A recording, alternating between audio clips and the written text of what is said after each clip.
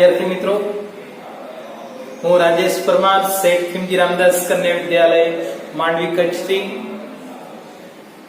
આજે આપણે જીવ વિજ્ઞાન વિષયની અંદર ધોરણ 11 વિજ્ઞાન પ્રવાહમાં 9 ચેપ્ટર નંબર 2 જૈવિક વર્ગીકરણની આપણે ચર્ચા કરશું। બહુ ઇન્ટરેસ્ટિંગ વર્ગીકરણ છે, મુદ્દો પણ અગત્યનો છે, જેમાં આજથી વર્ગીકરણની પદ્ધતિનો ઉપયોગ શરૂ થયો છે એવું નથી। આદિકાળથી વનસ્પતિ અને પ્રાણીઓનું યાની કે સજીવોનું વર્ગીકરણ કરવામાં આવતું જ હતું। વર્ષો પહેલા એ પદ્ધતિ વપરાતી હતી। આશ્રય, રહેઠાણ, ખોરાક અને પોશાક, આવા કેટલાક મુદ્દાઓને ધ્યાનમાં રાખીને સૌપ્રથમ વર્ગીકરણ કરવામાં આવ્યું। એરિસ્ટોટલે પણ આ બાબતે વર્ગીકરણનો ઉલ્લેખ કરેલો છે વર્ષો પહેલા। સૌપ્રથમ એરિસ્ટોટલે આવી વર્ગીકરણ પદ્ધતિનો ઉપયોગ કર્યો હતો, જેમાં ખાસ કરીને વનસ્પતિ કે પ્રાણીઓને એના બાહ્યાકાર લક્ષણોને આધારે વર્ગીકરણ કરવામાં આવ્યું। જો વનસ્પતિનો ઉલ્લેખ કરો તો વનસ્પતિઓને માત્ર ને માત્ર એના દેખાવ સ્વરૂપમાં ત્રણ બાબતો યાની કે છોડ, ક્ષુપ અને વૃક્ષ, જે તમે આજની તારીખમાં નીચલા ધોરણમાં અભ્યાસ કરીને આવ્યા છો, તમને ખબર હશે કે આ ત્રણ શબ્દો આવતા હતા કે વનસ્પતિઓને છોડ, ક્ષુપ અને વૃક્ષમાં વિભાજિત કર્યું હતું, પણ માત્ર એ વર્ગીકરણ એક દેખાવ સ્વરૂપ આપવામાં આવ્યું। ત્યાર પછીના વૈજ્ઞાનિકો જે આવ્યા એની અંદર દ્વિસૃષ્ટિ વર્ગીકરણ પદ્ધતિની શરૂઆત કરવામાં આવી, અને આ દ્વિસૃષ્ટિ વર્ગીકરણ પદ્ધતિ લિનિયસે ચાલુ કરી। મતલબ લિનિયસ નામના વૈજ્ઞાનિકે દ્વિસૃષ્ટિ વર્ગીકરણ પદ્ધતિની શરૂઆત કરી, અને એની અંદર દ્વિસૃષ્ટિ વર્ગીકરણ પદ્ધતિની અંદર બે સૃષ્ટિઓ જ આપી, કા વનસ્પતિ સૃષ્ટિ કા પ્રાણી સૃષ્ટિ। બહુ સિમ્પલ વર્ગીકરણ કે કદાચ આ સજીવને વનસ્પતિ તરીકે ઓળખાવો કે આ સજીવને પ્રાણી તરીકે ઓળખાવો, બે જ પ્રકારો એને પાડવામાં આવે। જેમાં ખાસ એને જે ઉલ્લેખ કર્યો તો એમાં કેટલાક લક્ષણોની વાત કરીએ આપણે, કે જેની અંદર આદિકોષ કેન્દ્રીય, સુકોષ કેન્દ્રીય, એકકોષી છે કે બહુકોષી છે, પ્રકાશ સંશ્લેષી છે કે અપ્રકાશ સંશ્લેષી છે, આ લક્ષણોની બાબતે સજીવોનું દ્વિસૃષ્ટિ વર્ગીકરણ સ્પષ્ટ ઉલ્લેખ કરતો ન હતો, માટે લાંબા સમયની આ ઉપયોગિતા એની પુરવાર સાબિત થઈ નહીં, અને એના માટે નવા વર્ગીકરણો તરફ જતા ગયા, જેમાં બાહ્ય લક્ષણો સિવાય એમાં કોષ દિવાલ, સજીવમાં કોષ રચના કેવી છે, સજીવના પોષણનો પ્રકાર કેવો છે, એનું નૈસર્ગિક નિવાસસ્થાન કેવું છે, પ્રજનનની પદ્ધતિઓ કેવી ઉપયોગમાં લે છે, અને ઉદ્વિકાસીય રચનાઓ માટે કે ઉદ્વિકાસીય સિદ્ધાંતો માટે કઈ બાબત જરૂરી છે, આ દરેકનું વર્ગીકરણની અંદર ઉલ્લેખ કરવો બહુ અગત્યનો છે। જ્યારે શરૂઆતમાં વૈજ્ઞાનિક સાધનોનો અભાવ હતો, માટે બધા જ લક્ષણોને ઓળખી શકાતા ન હતા કે બધાનું વર્ગીકરણ કરી શકાતું ન હતું। ત્યાર પછી નવા વૈજ્ઞાનિક સ્વરૂપે આર.એચ. વ્હિટેકરે એન્ટ્રી કરી, અને આર.એચ. વ્હિટેકર નામના વૈજ્ઞાનિકે દ્વિસૃષ્ટિ વર્ગીકરણ પદ્ધતિ લિનિયસે જે આપેલી હતી એમાં લક્ષણોની બાબતોમાં સુધારા વધારા કરીને એમને સજીવોને 5 સૃષ્ટિમાં વિભાજિત કર્યા, 5 સૃષ્ટિ વર્ગીકરણ પદ્ધતિઓ। તો એનો મતલબ એ થયો કે 5 લક્ષણોને એને ધ્યાનમાં રાખીને વર્ગીકરણ પદ્ધતિનો ઉલ્લેખ કરેલો છે। તો એમાં 5 લક્ષણો કયા લીધા હતા? તો એને 5 જે લક્ષણો લીધા, એક કોષનો પ્રકાર લીધો, એક કોષ દિવાલ લીધી, એક કોષ કેન્દ્ર પટલનો ઉપયોગ કર્યો, એક દૈહિક આયોજન, અને એક પોષણની પદ્ધતિ કેવા પ્રકારની છે। આવા 5 લક્ષણોનો એને ઉપયોગ કર્યો છે, અને એને આધારે 5 સૃષ્ટિ આપી અલગ અલગ। જે 5 સૃષ્ટિ સૃષ્ટિમાં એક છે મોનેરા, બીજી છે પ્રોટિસ્ટા, ત્રીજી છે ફૂગ, ચોથી વનસ્પતિ અને પાંચમી પ્રાણી સૃષ્ટિ. તો આ પાંચ સૃષ્ટિ વર્ગીકરણ જે આપવામાં આવેલું છે, કયા કયા લક્ષણોને આધારે આપ્યું છે, એ લક્ષણોને આધારે વર્ગીકરણ કરી શકાય, મતલબ કે એને વિભાગમાં મૂકી શકાય. હવે અગાઉના ચેપ્ટરની અંદર મેં તમને સમજાવ્યું, યાદ કરો. વર્ગીકરણનો હેતુ શું? તો સરળતાથી કોઈ પણ સજીવ કે કોઈ પણ વનસ્પતિનો અભ્યાસ થઈ શકે એ માટેના લક્ષણોની દ્રષ્ટિએની ઓળખવાની પદ્ધતિ, એને કહેવાય વર્ગીકરણ. વર્ગીકરણ એટલે કે બે ભિન્ન લક્ષણો ધરાવતા સજીવોને ઓળખીને એને અલગ કરવાની પદ્ધતિને આપણે શું કહીએ છીએ? વર્ગીકરણ તરીકે ઓળખાવીએ છીએ. તો આ જે પાંચ સૃષ્ટિ વર્ગીકરણ રીતે કરે આપેલી છે, એ વર્ગીકરણ પદ્ધતિમાં એને કોષનો પ્રકારનો ઉલ્લેખ કર્યો. તો મિત્રો ધ્યાન રાખો, મોનેરામાં કોષનો પ્રકાર કેવો આપ્યો છે? આદિકોષ કેન્દ્રી આપ્યો છે. અને આદિકોષ કેન્દ્રી કોષ યાને કે સૌથી પ્રથમ ઉદ્ભવેલો કોષ કેન્દ્ર, જે આદિમાં જોવા મળતું. તો આદિની અંદર આપણે સજીવ તરીકે આજના યુગમાં લઈએ તો બેક્ટેરિયા લઈએ, તો એની અંદર કોષ કેન્દ્ર પટલ કે કોષ કેન્દ્ર હોતું નથી. એ આદિકોષ કેન્દ્રી કોષ એ મોનેરાની અંદર મૂકી દીધા. ત્યાર પછીની સૃષ્ટિ પ્રોટિસ્ટા આપી, એની અંદર સુકોષ કેન્દ્રી કોષ આપેલો. એનો મતલબ એ થયો કે કોષની અંદર કોષ કેન્દ્ર આવેલું હોય અને કોષ કેન્દ્ર પટલથી ઘેરાયેલું હોય, એટલે કોષ કેન્દ્રીય કોષ કેન્દ્ર પટલ.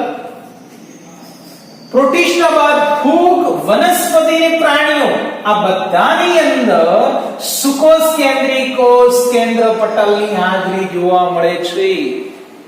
તેનો મતલબ એ થયો કે મોનેરા સૃષ્ટિમાં આદિકોષ કેન્દ્રી કોષ છે, બાકીના બધામાં ચારે ચારમાં કોષ કેન્દ્રની દ્રષ્ટિએ સુકોષ કેન્દ્રી કોષ જોવા મળે છે. જ્યારે કોષ દિવાલનું લક્ષણ ઉલ્લેખ કર્યું તો મોનેરા સૃષ્ટિમાં સેલ્યુલોઝ વિહીન કોષ દિવાલ બતાવેલી છે. તો જો સેલ્યુલોઝ વિહીન હોય તો શાની બનેલી છે? તો એ પોલિસેકેરાઇડ અને એમિનો એસિડની બનેલી. પોલિસેકેરાઇડ એક પ્રકારનો સેલ્યુલોઝનો જ પ્રકાર છે, મતલબ કે સેલ્યુલોઝ પોલિસેકેરાઇડમાં સમાવેશ થાય, પરંતુ એની સાથે મિશ્રણ એમિનો એસિડનું થયેલું છે. તો એમિનો એસિડ એ શું છે? પ્રોટીનના બંધારણની રચના છે. તો કોષ દિવાલ ગેરહાજર છે, પોલિસેકેરાઇડ અને એમિનો એસિડની બનેલી છે. જ્યારે પ્રોટિસ્ટાની અંદર કેટલાકમાં કોષ દિવાલની હાજરી બતાવેલી છે, મતલબ સેલ્યુલોઝની કોષ દિવાલ કેટલાક સજીવોમાં જોવા મળી.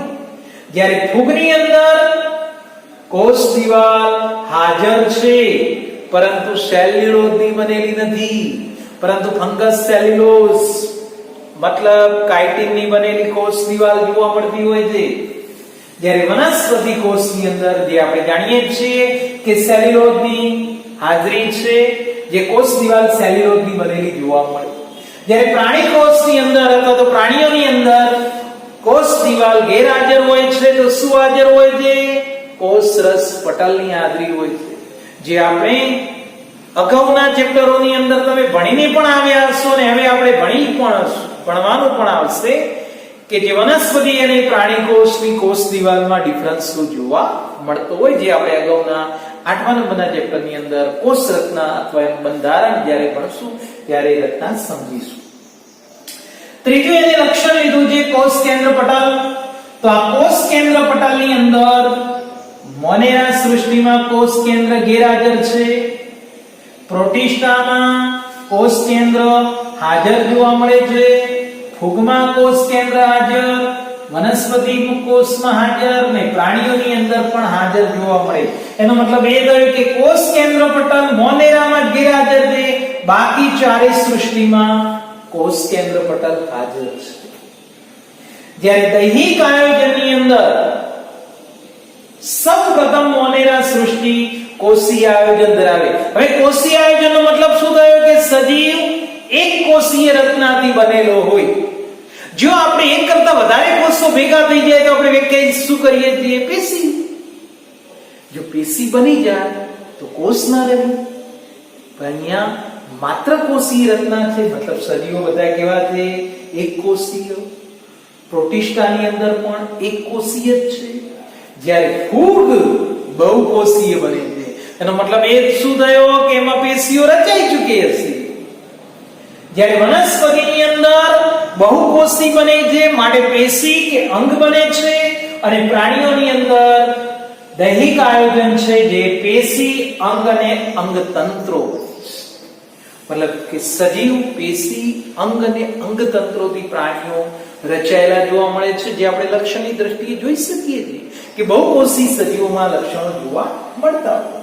જ્યારે પોષણની પદ્ધતિની અંદર મોનેરા સૃષ્ટિ સ્વયંપોષી તથા વિષમપોષી પણ હોઈ શકે છે.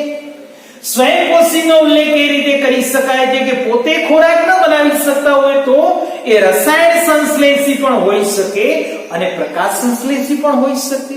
એમાં રસાયણ સંશ્લેષી કેટલાક બેક્ટેરિયા જોવા મળતા હોય છે, તથા તેઓ વિષમપોષી પણ હોઈ શકે છે. એટલે મૃતોપજીવી પણ હોય ને પરોપજીવી પણ હોય. મૃત સડેલા પદાર્થો ઉપર પણ જીવન ગાળે અથવા તો પરોપજીવન પણ ગાળી શકે છે, માટે કહેવામાં આવે છે વિષમપોષી. જ્યારે પ્રોટિસ્ટા સૃષ્ટિની અંદર પોષણ પદ્ધતિ જે સ્વયંપોષી છે, હવે જો સ્વયંપોષી પોષણ પદ્ધતિ જોવા મળતી હોય તો એ પ્રકાશ સંશ્લેષણ કરી શકે છે, અને વિષમપોષી પણ હોઈ શકે છે. ફૂગ વિષમપોષી, જેનો મતલબ એ કે પ્રકાશ સંશ્લેષણ કરી શકતી નથી, જાતે પોતાનો ખોરાક બનાવી શકતી નથી, એને આ વિષમપોષણ પદ્ધતિ તરીકે ઓળખાય. જ્યારે વનસ્પતિઓને સ્વયંપોષી કહી છે કારણ કે વનસ્પતિ જ પૃથ્વી ઉપર એક એવી સજીવની રચના છે કે જે પોતાનો ખોરાક જાતે બનાવી શકે. કુદરતે અદ્ભુત રચના આપી છે, જે હરિતકણો ધરાવે, પોતાનો ખોરાક જાતે બનાવે છે, એને સ્વયંપોષી કહેવાય. જ્યારે પ્રાણી સૃષ્ટિની અંદર વિષમપોષી પોષણ પદ્ધતિ છે કારણ કે પ્રાણીઓ સ્વયંપોષી હોઈ શકે નહીં, કારણ કે પોતાની જાતે પોતાનો ખોરાક બનાવવાની એનામાં ક્ષમતા નથી, માટે વિષમપોષી તરીકે ઓળખાય. જેને હોલોઝોઇક અથવા તો પ્રાણી સંપોષણ પદ્ધતિ તરીકે ઓળખવામાં આવે છે, અથવા તો મૃતોપજીવી પોષણ પણ તેઓ ધરાવી શકે છે. તો પોષણ, દૈહિક આયોજન, કોષ કેન્દ્ર પટલ, કોષ દિવાલ અને કોષનો પ્રકાર, આવા 5 લક્ષણોને આધારે